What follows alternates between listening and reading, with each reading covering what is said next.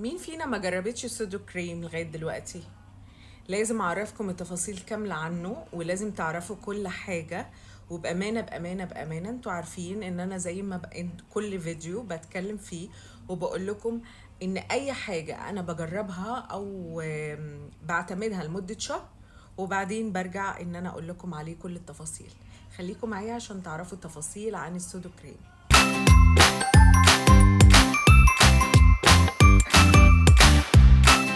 ومساء الخير حبايبي، اخباركم ايه؟ عاملين ايه؟ ان شاء الله تكونوا بخير. راجعه لكم النهارده بفيديو جديد، حابه ان انا اقول لكم فيه كل التفاصيل. اوكي، الاول اعرفكم عن نفسي. انا منى موا 369 في كل السوشيال ميديا، معروفه بالاسم ده لاني انا بروفيشنال ميك اب ارتست. واهم حاجه وقبل كل حاجه اعملوا لي لايك وسبسكرايب للقناه وتعليقاتكم الجميله على اي سؤال انتوا عايزينه. فخلينا نبدا الفيديو. النهارده بتكلم لكم عن كريم مهم جدا جدا جدا، وبصراحه عباره عن سحر، عباره عن خيال، حاجه جدا جدا. انا يعني مجرد ما استخدمته حسيت بحاجه مختلفه جدا. انا في فيديو هعرفكم عليه. الفيديو ده اتكلمت عن السكين كير اللي انا بستخدمه. فالفيديو ده انا حطيت من الكريم ده علشان خاطر يبقى من ضمن العناية اليومية بتاعتي او الروتين اليومي بتاعي. فعشان كده النهارده ان انا حبيت اعمل له فيديو منفصل عشان اتكلم عن الفوائد بتاعته وعن التفاصيل بتاعته كلها. اوكي، فخلينا نبدأ مع بعض نتكلم عن السودو كريم. السودو كريم من الحاجات اللي جدا جدا جدا فرقت معايا. هي قصتي جت معاه ازاي؟ السودو كريم، انا في فتره كانت من الفترات كنت عندي حساسيه. انا طبعا بتحسس كتير، لو ناس تعرفني من قريب هتعرفوا ان انا من النوعيه اللي بتحسس كتير كتير. ف ففي يوم من الايام كان عندي حساسيه، كانت جايه لي في الجلد، انا معرفش من ايه بالظبط، كانت جايه لي في جلدي.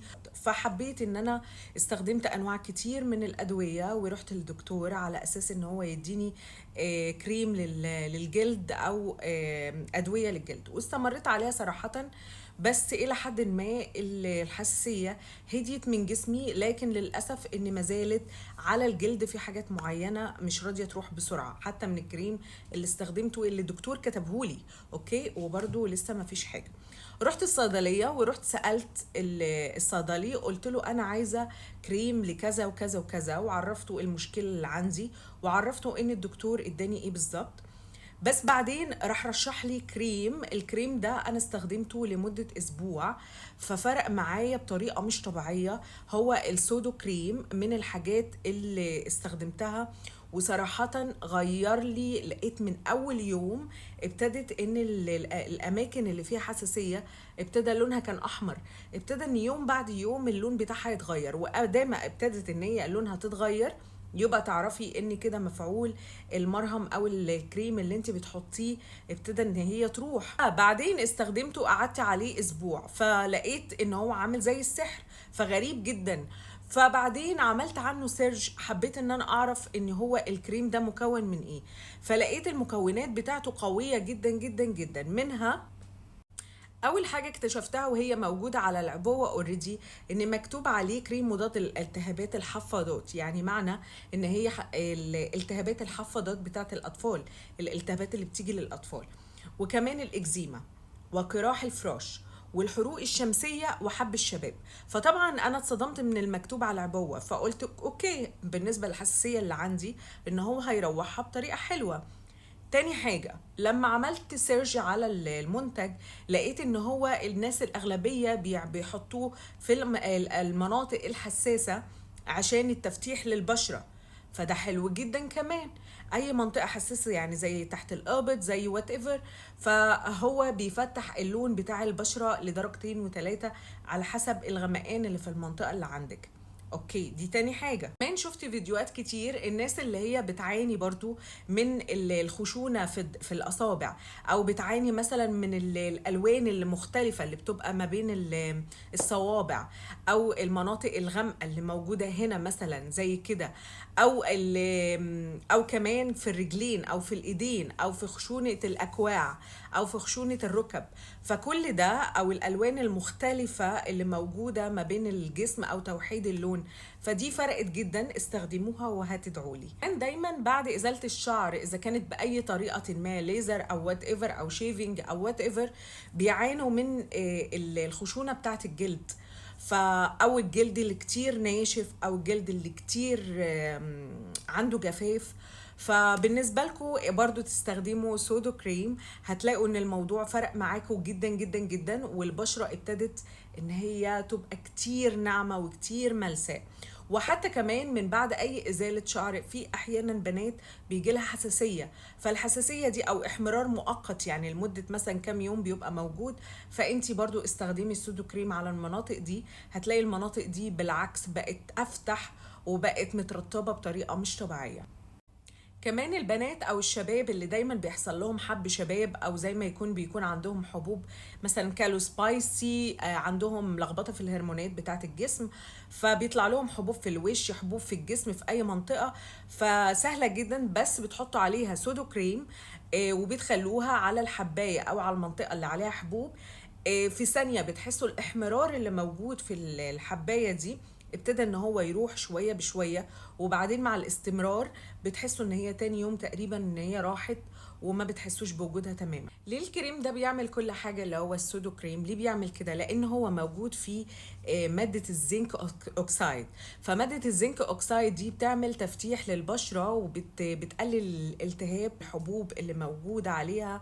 فانت لو استخدمتي المنتج ده لمدة على الاقل مرتين في الاسبوع از ماسك، ممكن تحطي از ماسك مثلا قبل الميك اب بتاعك، بتحطيه شويه و10 دقايق ربع ساعه، وبعدين بتشيليه بتغسليه بالميه، بتعملي سكين كير بتاعك عادي وبتكملي، لان هو المنتج تقيل من داخل، تحسي ان هو كتير تقيل، فانتي ما تقدريش ان انت تستخدميه قبل الميك اب از كريم عادي، فهو لازم يتحط وبعدين يتشال. او ممكن الحاجه التانية ان انت تستخدميه بالليل قبل ما بتنامي. لما بتستخدميه بالليل قبل ما بتنامي بتصحي تاني يوم بتلاقي بشرتك فيها إشراقة مش طبيعية، وتحسي ان لونها كتير فاتح عن اللون الطبيعي، وبتحسي ان هي كتير فيها فوليوم، وكمان استرتش بتعمل ليفتنج حلو قوي. والمهم ان هي توحيد للون، زي حوالين الفم، زي الاماكن اللي هنا اللي بتكون فيها شوية دراي سكين. ممكن كمان المنطقة دي بيبقى شوية فيها خطوط دقيقة، فالزنك بيفردها، فكمان بتحطيها، فانت حطيها على وشك كامل واستخدميه، وفعلا فعلا هتدعيلي. فعندي حاجة مهمة جدا برضو عايزة انوه عليها، وانتوا عارفين ان دايما برضو بنوه على المنتجات اللي انا بعرضها عليكم دايما.